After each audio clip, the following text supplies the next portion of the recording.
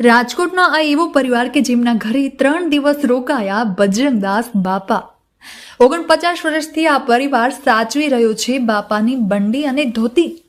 જી હા, આ છે બટુકભાઈ હરમા, જે રાજકોટથી બગડાણા 12 વર્ષ સુધી બાપાના દર્શને જતા, જેમને બાપા પર અતૂટ શ્રદ્ધા હતી। એટલે બટુકભાઈ આમંત્રણથી બાપા 3 દિવસ માટે બટુકભાઈના ઘરે રાજકોટ આવ્યા, જ્યાં ભજન અને ભોજન કર્યું। બાપાએ એમને પ્રસાદી સ્વરૂપે પોતાની બંડી અને ધોતી આપ્યા હતા। જ્યારે પરિવાર આર્થિક સંકટમાં હતો ત્યારે ભક્તોએ કરોડથી વધુ રકમમાં ધોતી બંડી માંગી હતી, તો પણ આપી નહીં। બાપા રાજકોટ રહ્યા બાદ બગડાણા ગયા અને બીજા દિવસે જ બગડાણામાં પોતાનો દેહ છોડી દીધો। બાપા સીતારામ ફિલ્મની સ્ટોરી પણ બટુકભાઈના ઘરે જ લખવામાં આવી હતી। બટુકભાઈના પુત્ર હરપાલભાઈ અને પુત્રવધુ નિશાબેને વધુમાં કહ્યું કે અમારી પર લાખોનું કર્જ હતું, એમાંથી અમે મુક્ત થયા છીએ, માટે અમારી પર બાપાની કૃપા ખૂબ છે।